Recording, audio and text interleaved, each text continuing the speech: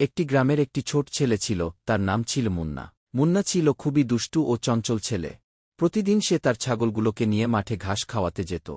কিন্তু মাঠে গিয়ে সে শুধু ছাগল সামলাত না, বরং নানারকম দুষ্টুমি করত। সে কখনো ওখানকার লোকেদের সঙ্গে মজা করে চিৎকার চেঁচামেচি করত।